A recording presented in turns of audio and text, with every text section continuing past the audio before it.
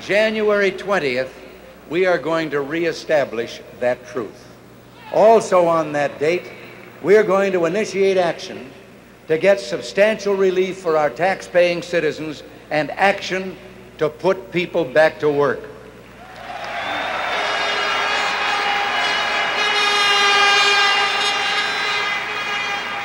None of this will be based on any new form of monetary tinkering or fiscal sleight of hand. We will simply apply to government the common sense that we all use in our daily lives.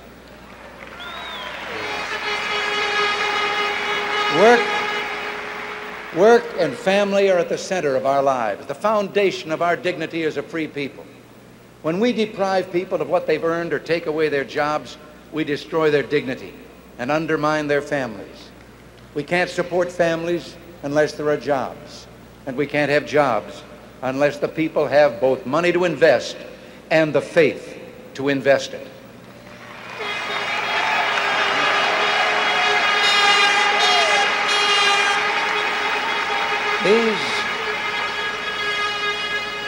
These are concepts that stem from an economic system that for more than 200 years has helped us master a continent, create a previously undreamed of prosperity for our people, and has fed millions of others around the globe.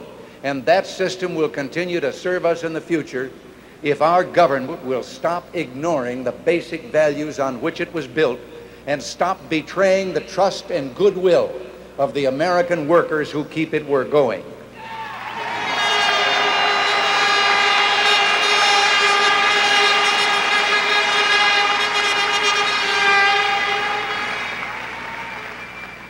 The American people are carrying the heaviest peacetime tax burden in our nation's history, and it will grow even heavier under present law next January. We're taxing ourselves into economic exhaustion and stagnation, crushing our ability and incentive to save, invest, and produce. This must stop. We must halt this fiscal self-destruction and restore sanity to our economic system. I've long advocated a 30% reduction in income tax rates over a period of 3 years. This phased tax reduction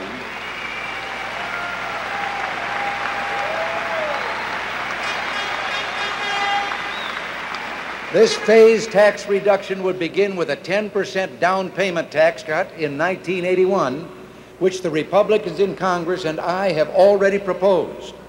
A phased reduction of tax rates would go a long way toward easing the heavy burden on the American people, but we shouldn't stop there. Within the context of economic conditions and appropriate budget priorities, during each fiscal year of my presidency, I would strive to go further. This would include improvement in business depreciation taxes so we can stimulate investment in order to get plants and equipment replaced.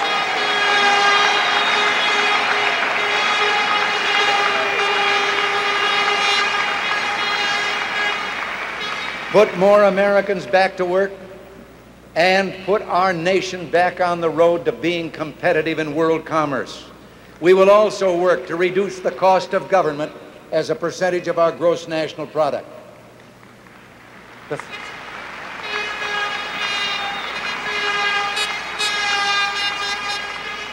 The first task of national leadership is to set realistic and honest priorities in our policies and our budget.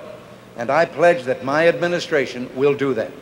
When I talk of tax cuts, I'm reminded that every major tax cut in this century has strengthened the economy, generated renewed productivity, and ended up yielding new revenues for the government by creating new investment, new jobs, and more commerce among our people. The present administration has been forced by us Republicans to play follow the leader with regard to a tax cut. But in this election year, we must take with the proverbial grain of salt any tax cut proposed by those who have already given us the greatest single tax increase in our nation's history.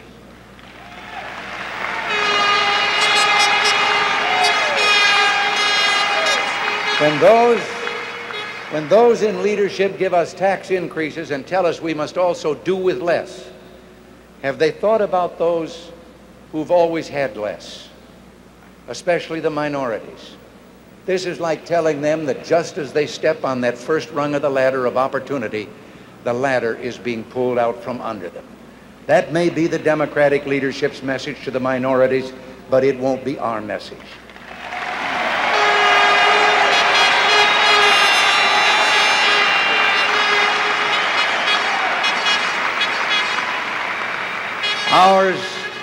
Ours will be, we have to move ahead, but we're not going to leave anyone behind.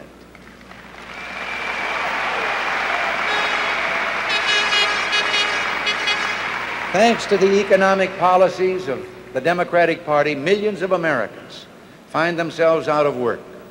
Millions more have never even had a fair chance to learn new skills, hold a decent job, or secure for themselves and their families a share in the prosperity of this nation. It's time to put America back to work, to make our cities and towns resound with the confident voices of men and women of all races, nationalities, and faiths, bringing home to their families a paycheck they can cash for honest money.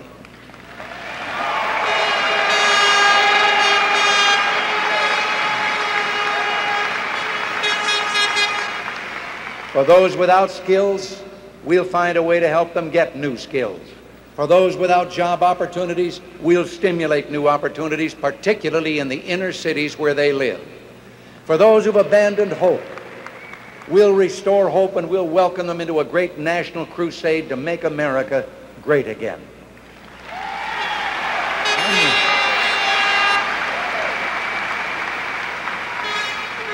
When we move from domestic affairs and cast our eyes abroad, we see an equally sorry chapter in the record of the present administration. A Soviet combat brigade trains in Cuba just 90 miles from our shores. A Soviet army of invasion occupies Afghanistan, further threatening our vital interests in the Middle East. America's defense strength is at its lowest ebb in a generation, while the Soviet Union is vastly outspending us in both strategic and conventional arms. Our European allies, looking nervously at the growing menace from the East, turn to us for leadership and fail to find it. And incredibly, more than 50, as you've been told from this platform so eloquently already, more than 50 of our fellow Americans have been held captive for over 8 months by a dictatorial foreign power that holds us up to ridicule before the world. Adversaries large and small test our will and seek to confound our resolve. But we are given weakness when we need strength, vacillation when the times demand firmness. The Carter administration lives in a world of make-believe, every day drawing up a response to that day's troubles, regardless of what happened yesterday and what will happen tomorrow. But you and I live in a real world where disasters are overtaking our nation without any real response from Washington. This is make-believe, self-deceit, and above all, transparent hypocrisy. For example,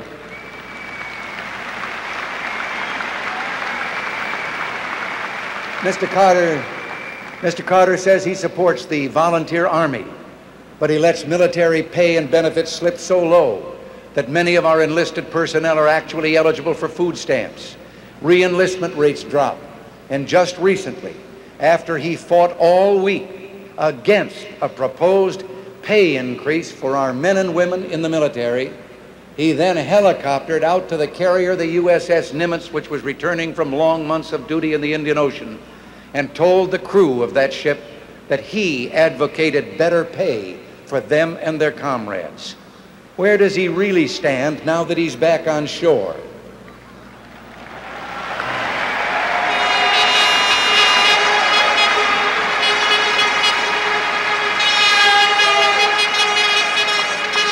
Well, I'll tell you where I stand. I do not favor a peacetime draft or registration, but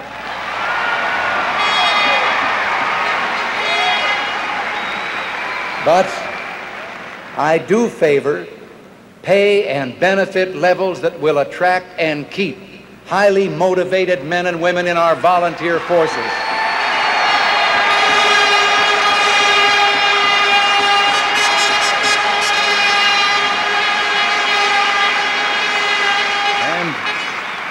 and back them up with an active reserve, trained and ready for instant call in case of emergency.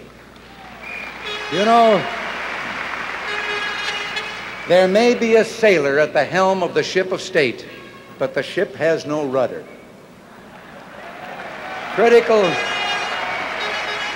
Critical decisions are made at times almost in comic fashion, but who can laugh? Who was not embarrassed when the administration handed a major propaganda victory in the United Nations to the enemies of Israel, our staunch Middle East ally for 3 decades, and then claimed that the American vote was a mistake, the result of a failure of communication between the President, his Secretary of State, and his UN ambassador?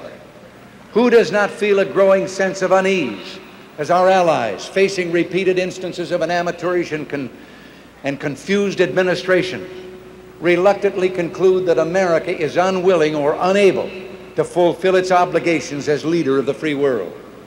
Who does not feel rising alarm when the question in any discussion of foreign policy is no longer, should we do something, but do we have the capacity to do anything?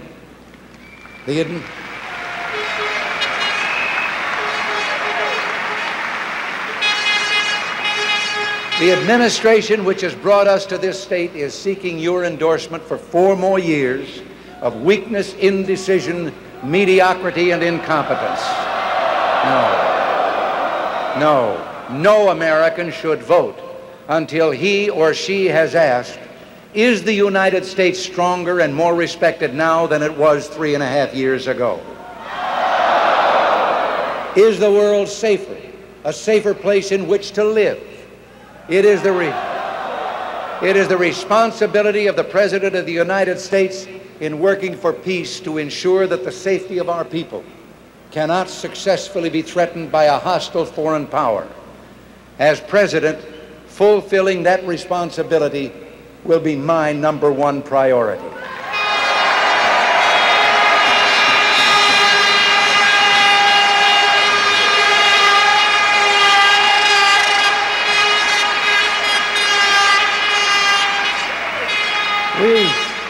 We're not a warlike people, quite the opposite. We always seek to live in peace. We resort to force infrequently and with great reluctance, and only after we've determined that it's absolutely necessary. We are awed, and rightly so, by the forces of destruction at loose in the world in this nuclear era. But neither can we be naive or foolish. 4 times in my lifetime, America has gone to war, bleeding the lives of its young men into the sands of island beachheads, the fields of Europe, and the jungles and rice paddies of Asia. We know only too well that war comes not when the forces of freedom are strong. It is when they are weak that tyrants are tempted. We simply cannot learn these lessons the hard way again without risking our destruction.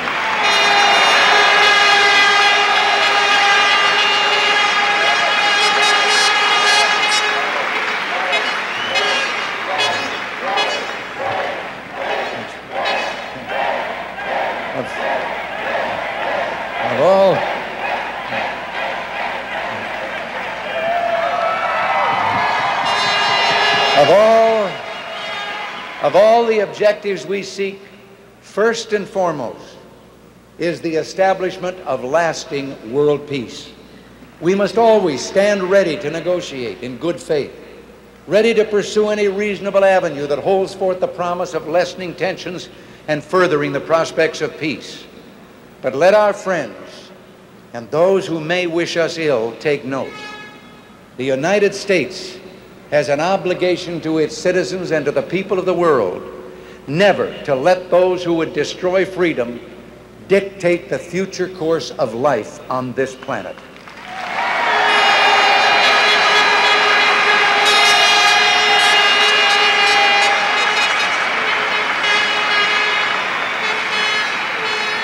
I would regard my election as proof that we have renewed our resolve to preserve world peace and freedom, that this nation will once again be strong enough to do that. Now this evening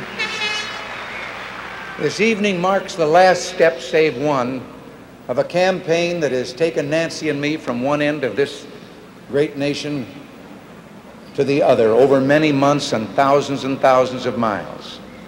There are those who question the way we choose a president, who say that our process imposes difficult and exhausting burdens on those who seek the office. I have not found it so.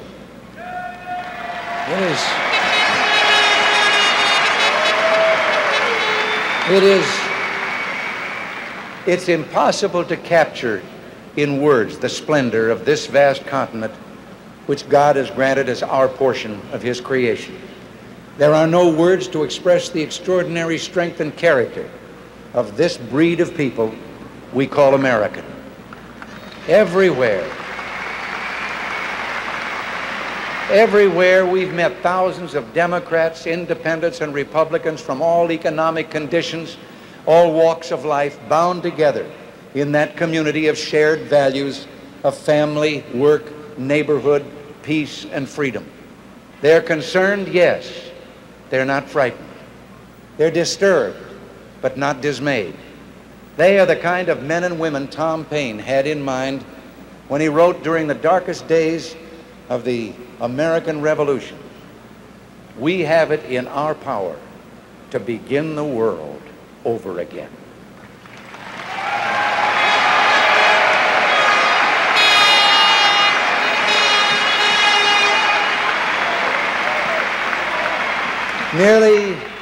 Nearly 150 years after Tom Paine wrote those words, an American president told the generation of the Great Depression that it had a rendezvous with destiny.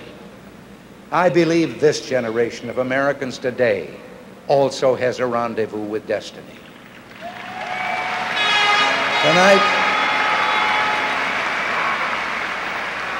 Tonight, let us dedicate ourselves to renewing the American compact. I ask you not simply to trust me, but to trust your values, our values, and to hold me responsible for living up to them. I ask you to trust that American spirit, which knows no ethnic, religious, social, political, regional, or economic boundaries. The spirit that burned with zeal in the hearts of millions of immigrants from every corner of the earth who came here in search of freedom. Some say that spirit no longer exists, but I've seen it. I've felt it all across this land, in the big cities, the small towns, and in rural America. It's still there, ready to blaze into life if you and I are willing to do what has to be done.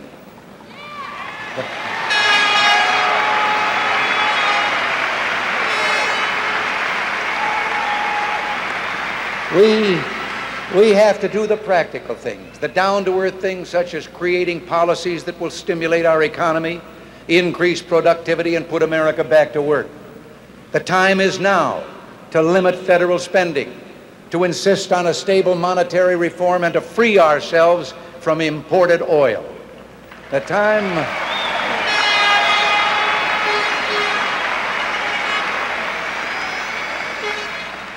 is now to resolve that the basis of a firm and principled foreign policy is one that takes the world as it is and seeks to change it by leadership and example, not by harangue, harassment, or wishful thinking. The time now is now. The time is now to say that we shall seek new friendships and expand others and improve others, but we shall not do so by breaking our word or casting aside old friends and allies.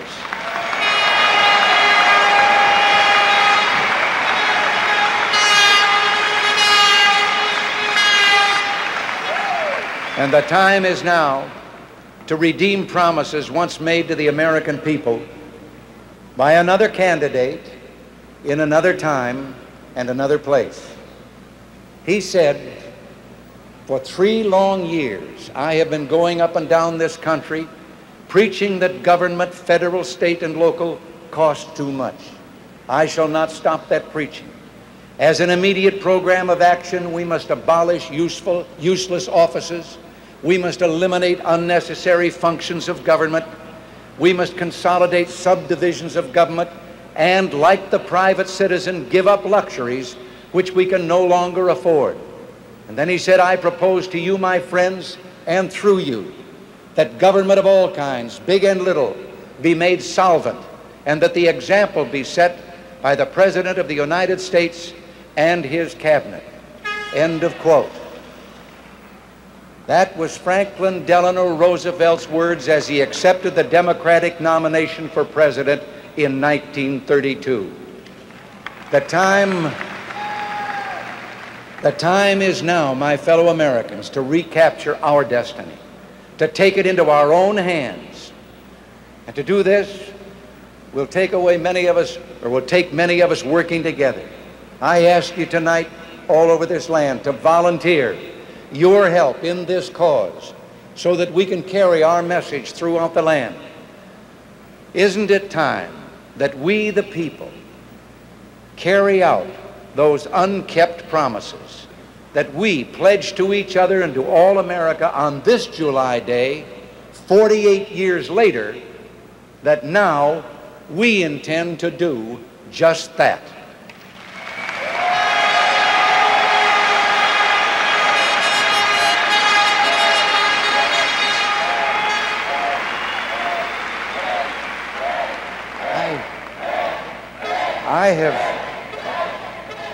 I have thought of something that's not a part of my speech and worried over whether I should do it. Can we doubt that only a divine providence placed this land, this island of freedom, here as a refuge for all those people in the world who yearn to breathe free? Jews and Christians enduring persecution behind the Iron Curtain, the boat people of Southeast Asia, of Cuba, and of Haiti, the victims of drought and famine in Africa, the freedom fighters in Afghanistan, and our own countrymen held in savage captivity. I'll confess that I've been a little afraid to suggest what I'm going to suggest. I'm more afraid not to. Can we begin our crusade, join together in a moment of silent prayer?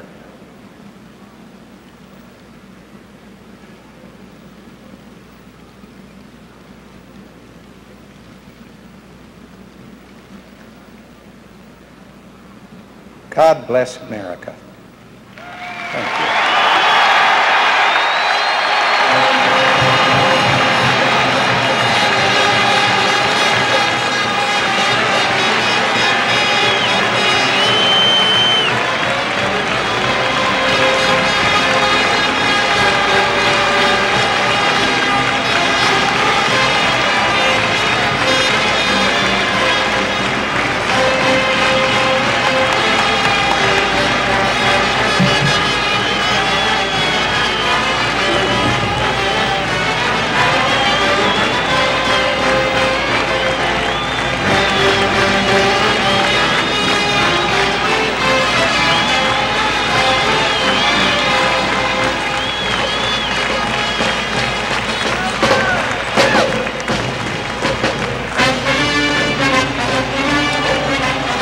Ronald Reagan has concluded now the speech that he obviously regards as one of the most important to be given during this campaign. Reagan campaign officials have believed that this speech would be the centerpiece. Here come the balloons down now. The centerpiece of the beginning of his campaign. That he would be speaking not, of course, to the audience here, solely to the audience in the convention hall, but beyond this place, to all the people of the country. Had experience before with nationwide addresses given by Ronald Reagan, and they've had usually a tremendous impact. We are going to have, as this demonstration will continue for some time, and much of it will be fairly repetitious, we're going to go to London, where Independent Party candidate John Anderson is standing by. Mr. Anderson is up quite early in the morning or late at night, as you choose. And we'll have more of ABC News coverage of the 1980 Republican Convention from Joe Louis Arena in Detroit in a moment.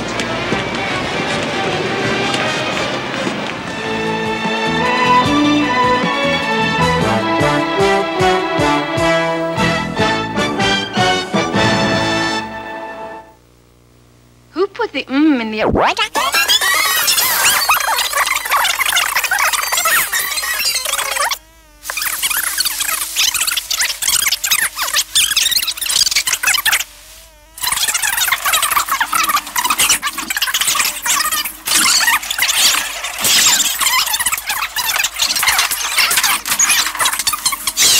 Everything you always wanted in a beer, and less.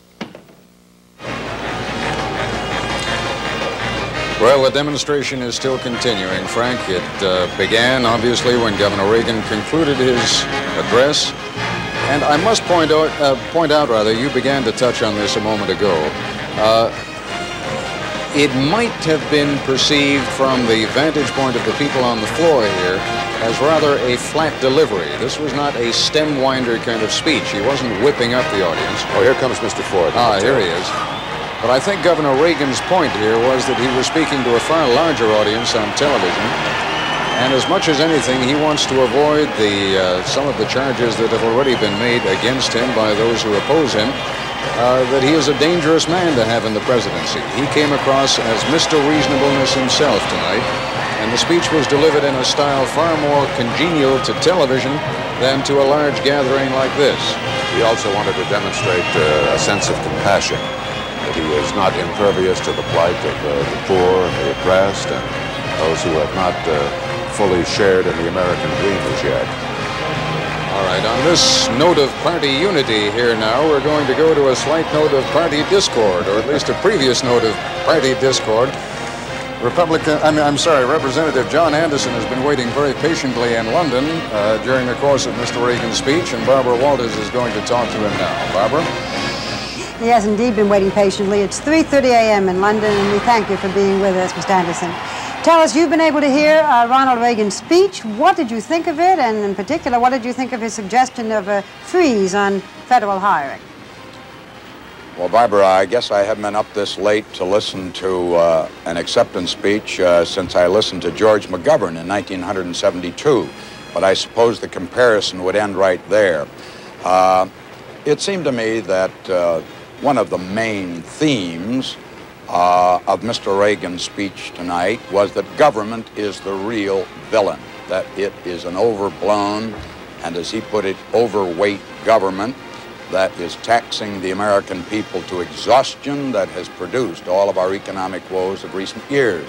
And therefore, his recommendation, of course, of a hiring freeze, not only a hiring freeze, but literally shearing off large areas of federal responsibility, and it was almost, I think, a return to his $90 billion devolution scheme of 1976.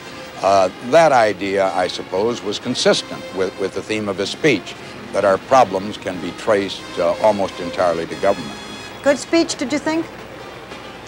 Well, he appealed to the theme of American exceptionalism that certainly is an idea that appeals to most Americans.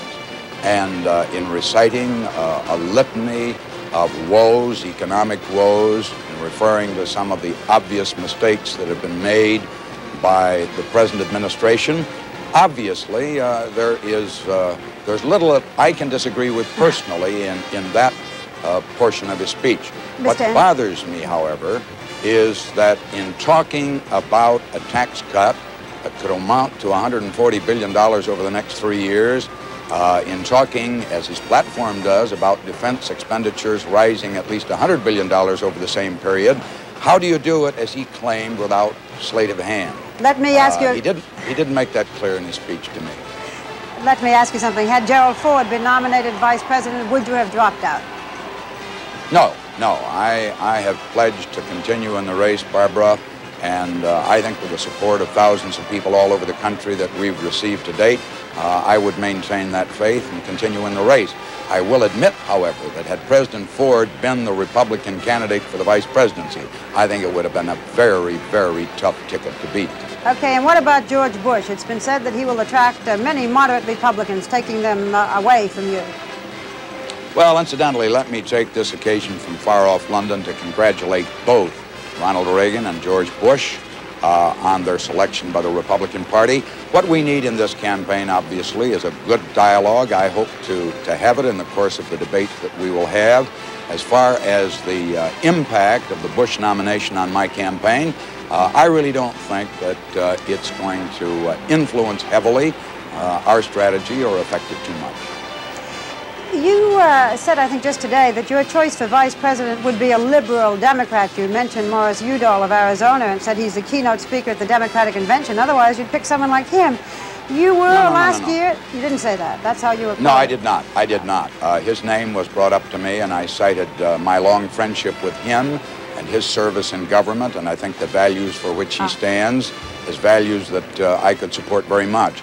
But we are in the process, and will be for the next month or so, in going over a list of names, and we'll have an announcement, I think, by the end of August to make on a vice presidential running mate. That's how it was reported, however, but it did say that you want a liberal Democrat. And my question was, you didn't say that either. Well, then you've really been this close. I said that I would not rule out a Republican. I would not rule out an independent. I would not rule out a Democrat. This is a national unity campaign designed to bring our country together by promising to bring into the administration men and women of exceptional talent, regardless of party. And therefore, in the choice of a running mate, I certainly would apply the same test. I have one question and very little time for you to answer, but let me try it. President Ford said to us last Sunday that he thought there was a 50-50 chance that because of you, the election would go to the House. He thought it was terrible for the House to make the decision and not the people, and that you couldn't possibly win in it. No, I don't accept that theory at all. I believe the American people will make the decision on the 4th of November in the polling booth. I'm convinced that the people will decide. Thank you very much for being with us. If we seem to be rushing you a little bit, it's because we have so very much on tonight. We appreciate your staying up this late. Thank you, and welcome home when you come back tomorrow. And, well, the demonstration has been underway for more than 11 minutes here now in the Joe Louis Arena in Detroit. A demonstration in celebration of Ronald Reagan's acceptance, to no one's surprise, of the Republican nomination for President of the United States. As you see, he has been joined on the platform by President and Mrs. Ford. Frank, I think we just have to make a brief mention of that one ad-lib moment at the end of the speech when Governor Reagan, apparently in great distress as to whether he should do it or not, because I don't think he wants to be accused of hypocrisy or of using religion in any way, but in what was probably the most moving moment of his speech, decided that he would, in effect, invoke the name of the Almighty, or at least his blessing, and called for a moment of silent prayer, and I think that moved people here, perhaps even more than the speech itself. We'll have more ABC News coverage of the Republican Convention from Detroit after this message, and after a word from your local station.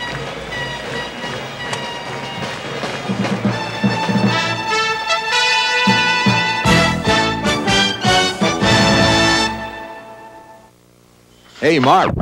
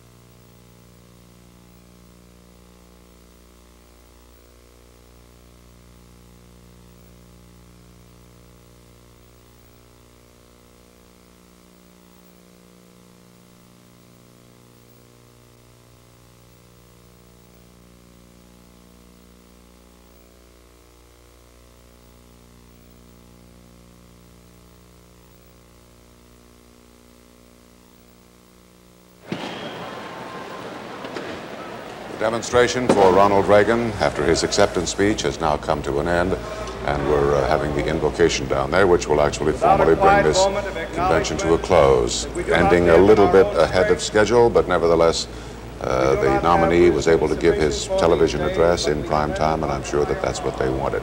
I was intrigued, Ted, by the fact that he chose to quote a Republican president, Abraham Lincoln, and he found words of Franklin Roosevelt's to quote also, although his last reference to Franklin Roosevelt really was a reference to promises that he believes were unkept, and that he said that the Republicans now should go about doing that. But still, it's kind of interesting and unique to hear someone who grew up in those Depression years really quote the Democratic president at this convention. There are a lot of people out here in this hall who believe the country began going to ruin when Franklin Roosevelt took office. The issue now, I think, Frank, is going to be whether this appeal that Ronald Reagan has made here this evening, which is clearly an appeal that is intended to extend beyond the Republican Party to independents and, yes, even to Democrats, whether that will have any effect. And standing by in New York right now is a man who is certainly expert on the Democratic Party. He is the chairman of the Democratic National Committee, and Mr. John White. Good evening, Mr. White. What do you think? Is he gonna have an effect? Is he gonna draw some of your folk away from you? Well, I don't think so. Not with this convention, or even that speech, which is well delivered. But basically, it was the OGE speech that he's been giving for many years, of cliches and one-liners with very little substance about what he would really do. Well, you know, sometimes, Mr. White, the cliches and the one-liners survive all these years because there's some merit to them and some truth in them. And what if the electorate out there decides that the cliches have some value? Well, I think he touched every frustration that I've been aware of in our society for 30 years.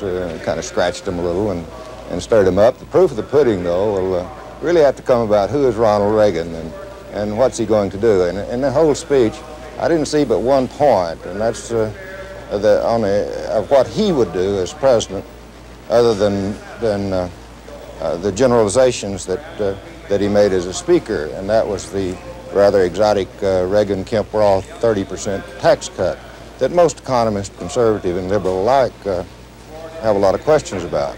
Mr. White, isn't it true that you Democrats have rushed to get your own tax cut program in operation just a few days after Governor Reagan announced his? Well, several members of the Senate have discussed presenting some sort of a tax cut plan in September. But we're going to have hearings. We've got to go through the process. We've got to see about the inflationary impact. Most economists are saying that this tax plan that he's talking about is the most inflationary tax plan that's ever been presented to the American people. And it was presented without any examination, without any hearings. So I think Governor Reagan, in this whole process, instead of answering questions about who he is, tends to create more questions. Mr. White, Never could have dreamed quite obvious that most of your at this life point that there would ever be anything like this in your life. Mr. White, we're going to come back hopefully to you in a moment. The honest Jim Woot, who's approval on and the platform, acceptance is by with these Governor people Reagan. out here is an experience that I'll remember always. You used the word crusade. Yes. And I guess that's what you meant. Yes, I do. Yes. What made you decide to offer that moment of silent prayer? Well, as I said, I was more afraid not to. I assume that you and President Ford are no longer in disagreement on where he ought to be in the campaign. No, he made that decision, and he believes, and he has sworn to me and pledged his all-out support in the campaign and believes that he could be more effective this way than he could on the ticket. You expect that he'll campaign?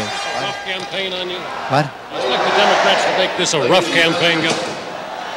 I think there are indications of that, yes. What are you going to do about it? Well, I'm just going to keep on doing what I've been doing, criticizing what I think are the wrong policies and advocating other ones, and see what happens. I guess for a sports announcer, it's a long way to being presidential candidate, isn't it? It sure beats any homecoming game I ever broadcast. Thank you very much. Gentlemen.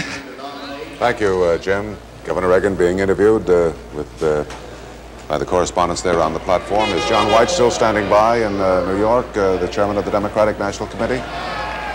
Mr. White? I'm still here, Frank. Yes, I wondered, Mr. White, what your appraisal of Governor Reagan as a campaigner is. At the moment, your side is way behind him in the polls. Well, he has a lot of style and a lot of podium presence. There's no question about that.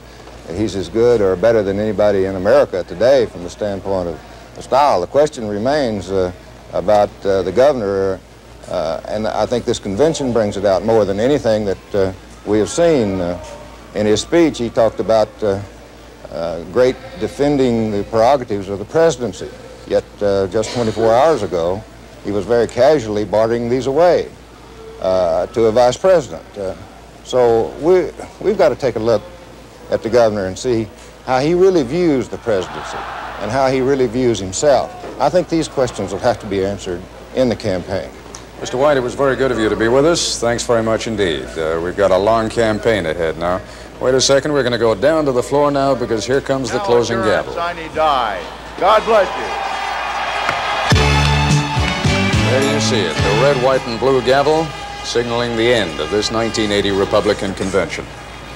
We'll have more ABC News coverage of the 1980 Republican Convention from Joe Louis Arena in Detroit in a moment.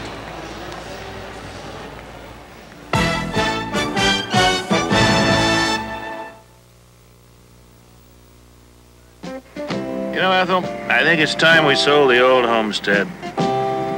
Who do we call? We handle the who do you call. Where do you turn? What are you going to do? Trust the Realty World folks in blue to cover it all for you. Your local Realty World associate is specially trained to sell your house quickly, even helping with buyer financing information. We can do it. Realty World covers all the details. We'll cover it all for you. Who put the in the eye drop? Who put the in the eye drop? Murine. Murine put the in the eye drop because Murine is comfort adjusted. It's the only leading eye drop with a pH that matches your eye's own protective fluid, so its soothing, cooling relief starts instantly. Makes eyes feel... Murine put the in the eye drop. And for fast redness removal, there's Murine Plus. Dodge challenges Volkswagen Rabbit with a front-wheel drive Dodge Omni. In an independent test, 50 people planning to buy an import compared a Dodge Omni to a Volkswagen Rabbit Deluxe for styling, features, driving ease, riding comfort.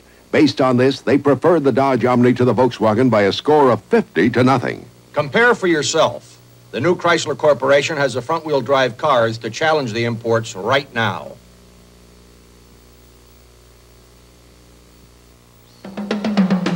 You get what you want when you want it at 7-Eleven. The summer store.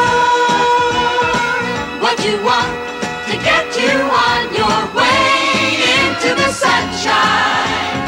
Oh, thank heaven, summer's here. And summer time's our coldest time of year. 7-Eleven. Summertime is our coldest time of the year. At 7-Eleven. And the convention is officially history now, although Governor Reagan and Ambassador Bush, the vice presidential nominee, have not yet left the podium. A political convention, any political convention really, is a showcase of the party. And I suppose the question now, as we see Governor Reagan preparing to withdraw, really, is whether this particular convention, these circumstances, what has happened here, has really helped the Reagan prospects for victory this fall. He is, as we noted before in our brief conversation with John White of the Democrats, ahead in the polls right now. But this is July, and of course it's a long way till November. But a convention still is an important showcase, and we'd like to go now to our floor correspondents for their general appraisal of how things have gone. We'll begin with Sam Donaldson. Sam? Well, Frank, Ronald Reagan leaves this convention with the United Republican Party behind him. President Carter faces a divisive fight in New York, and we'll see after that whether Senator Kennedy supports him actively in the fall. The governor leaves this convention with a reasonable running mate, perhaps not the dream one a lot of delegates talked about, former President Ford, but still a man that will bring some strength to the ticket. But the convention basically was a wash. It came to nominate Ronald Reagan, and it did so. And Mr. Reagan himself, the former governor of California, is what he is and what he is perceived to be. So the real contest is in November, and I think what happened here in Detroit this week simply set us up for that. It didn't add or detract from it. Now to my colleague, Lynn Sherr. Sam, I think you're quite right. What's important also is that this party sees itself as unified. As a result, there are a number of states that expect the Bush vice presidency to help them in the fall. Iowa, Pennsylvania, even New York. Senator Javits, who told me the other day that he wasn't even going to run on the platform, or on most of it, he believes that Reagan can take New York this fall. I think it is important to point out, however, that this party is not quite the total sea of harmony that we've been led to believe. There are some ripples of discontent, particularly some of the feminists who believe that the planks on women's rights are simply too vague to be meaningful. But like the more conservative people, they've decided to swallow Reagan and the platform. The conservatives have swallowed Bush, and so they're all going home saying it was just a big, happy party. And now to Max Robinson. Then if there are any people who feel this convention hurt Ronald Reagan, there are not many of them around here. Perhaps one story is instructive. Over in the Illinois delegation, there were 23 Anderson delegates. 21 voted for Anderson on the roll call. Jean Bradner was one of those delegates. She was very bitter about this convention, about its positions on ERA and abortion. She felt she had been treated badly. She wanted to talk to us about it before our cameras. But tonight, she decided to keep quiet. Sander Vanocur? I think the most important thing that Ronald Reagan takes from this convention is a Republican Party that is more or less at peace with itself after 40 years.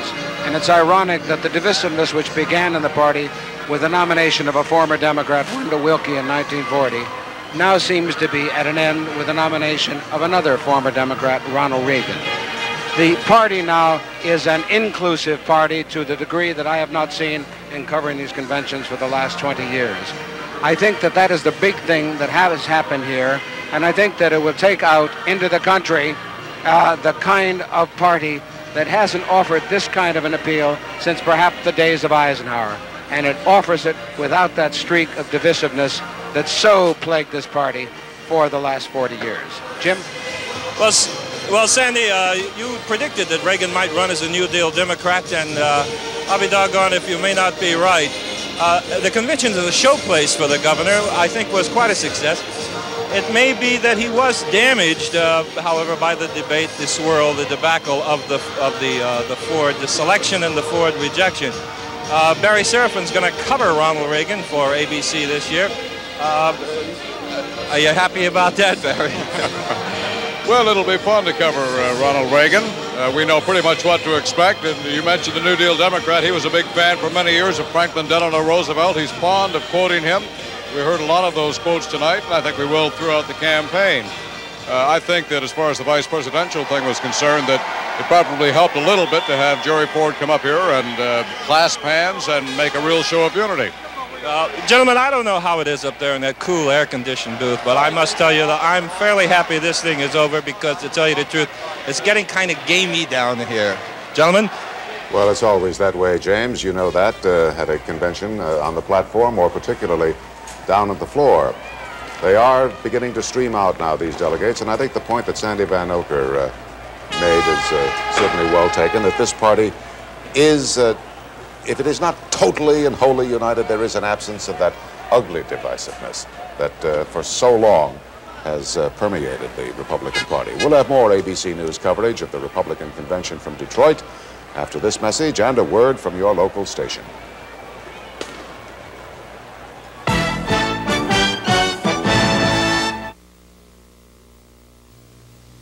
Here's to good friends. Beautiful. Hey, you guys ready for this?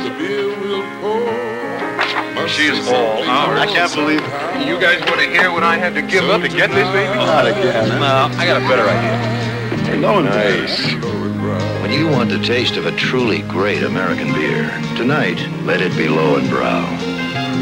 We may have just gotten a book, but we've always been a great group. I'm Pete Conrad, and this is the McDonnell Douglas F-15. To earn its wings, it had to pass a series of U.S. Air Force stress and structure tests. In a tight turn, the Eagle can withstand 9 times its weight against gravity. I think it's significant that the McDonnell Douglas DC-10 has passed tests just as demanding in their own way as those required by the U.S. Air Force. The DC-10, one of the world's most thoroughly tested jetliners. Sunday. We might have a Triple Crown winner here. But he runs like the wind. Hunk's got a chance to win a fortune. Till the mob puts in the fix. You're as good as dead. But they shouldn't have bet against the hunk when the whistle blows. Then there are a couple of good old boys running moonshine and chasing women. I never sleep alone. I always sleep with a .45 automatic. Staying one jump ahead of the competition and the law. Clean moonshine out of this county. Moon Runners. Sundays starting at 8, 7 Central and Mountain on ABC.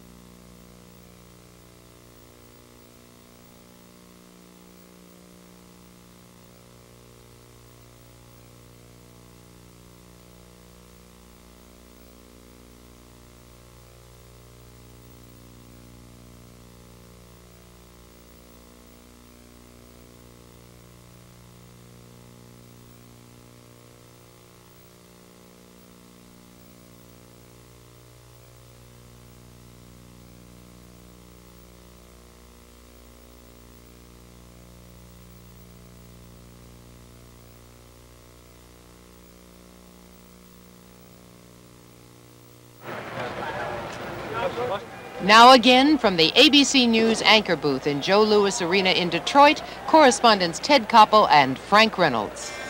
The Republicans are actually beginning to tear the place apart. Down on the rostrum, the flowers that have been placed there as a bank of flowers just below the speakers are now being thrown down to some of the crowd. We are going to leave the convention hall for just a moment here because the delegates are all filing out, as you see. And there is no further business here. We're going to the world-famous Millie's Bar here in Detroit. That George Bush is not in Millie's Bar, at least not yet.